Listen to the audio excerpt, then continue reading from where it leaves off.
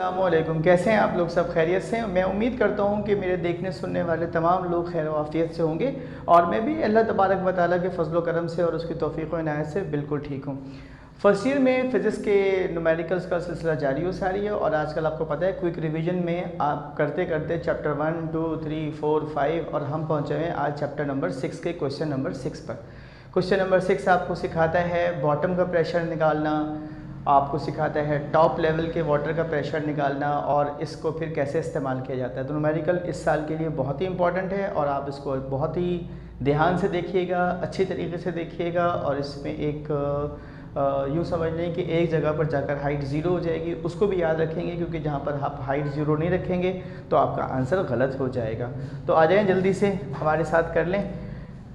First year physics chapter number 6 question number 6, a canal lock gate is 20 metre wide. ठीक है, एक नहर है जिसका जो गेट है वो 20 मीटर चौड़ा है एंड 10 मीटर डीप और जो उसकी डेप्थ है, जो उसकी हाइट है वो कितनी है?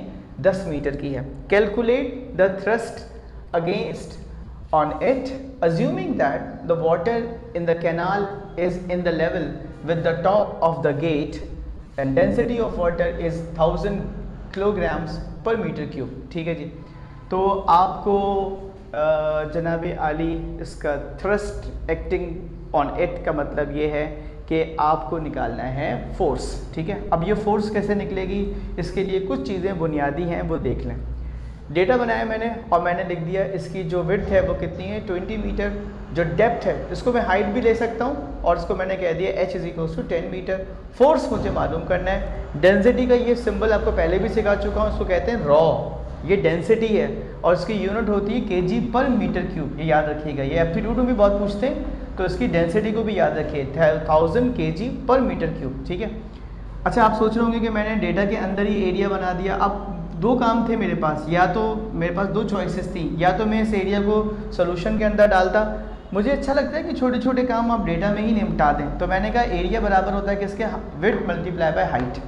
तो लंबाई ज़रब चौड़ाई, इस तरह समझ लें। ठीक है जी, तो विड्थ को मल्टीप्लाई कर देंगे हाइट से, 20 मल्टीप्लाई बाई 20 मल्टीप्लाई बाई 10 ये हो जाएगा 200 और ये भी मीटर था, इसकी भी यूनिट मीटर थी तो इसकी यूनिट हो जाएगी मीटर स्क्वायर। तो एरिया हमारे पास आ जाएगा गेट का एरिया आ जाएगा 200 मीटर स्क्वायर। ये गेट का एरिया आ गया। ठीक है, सोल्यूशन की हेडिंग डाली और आपको पता है प्रेशर बराबर होता है force upon area.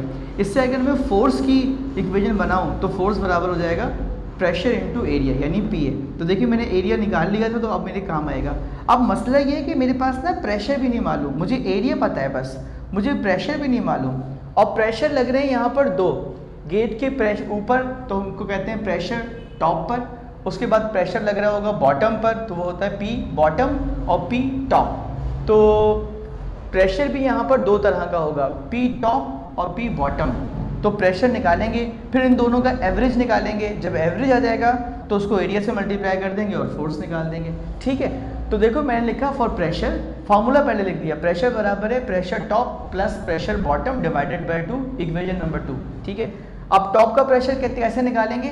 Density multiply by gravity आपको पता है 9.8 है और height of the water at the top of the gate की हाइट के ऊपर क्या होगा वाटर की? जाहिर सी बात है ज़ीरो हो जाएगी ना, क्योंकि गेट से ऊपर से पानी जा ही नहीं सकता, तो पानी तो उसके गेट के नीचे होगा। तो आपके पास डेंसिटी है 1000, 9.8 ग्रेविटी और हाइट है इसकी, ये इसकी हाइट है। ठीक है जी, height of the water at the top of the gate 1000 multiply by 9.8 multiply by 0, तो टॉप पर प्रेशर कुछ भी नहीं होगा गेट के, सारा प्रेशर कहाँ आएगा? आपके बॉटम पर। और उसके लिए भी फार्मूला वही लगाएंगे, बस इसमें फ़र्क ये होगा कि density multiply by gravity multiply by height of the water at bottom. Bottom का मतलब क्या है? वो आपकी गहराई कितनी थी, यानी दरवाज़ा जो था, गेट जो था वो कितना डीप था, कितना इसकी हाइट थी। और हाइट आपको पता है डेटा में हमने बताया था 10 मीटर है, तो 1000 मल्टीप्लाई बाय 9.8 मल्टीप्लाई बाय 10 करूँगा तो मेरे पास प्रेशर बॉटम का आ जाएगा 9.8 10 की पावर 4 पास्कल।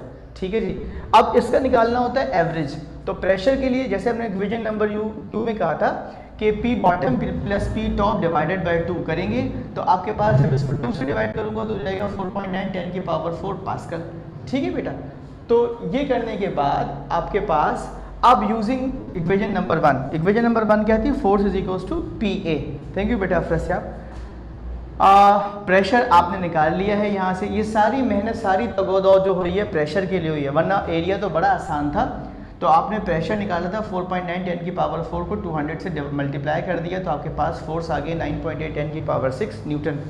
अब ये मुझे कहना तो नहीं पड़ना चाहिए कि आप इसको पसंद करें, लाइक करें, सब्सक्राइब करें और शेयर करें। आपका फ़र्ज़ अव्वलीन है कि आप इसको काम को बग़ैर कहे कर दिया करें। अल्लाह हाफ़िज़।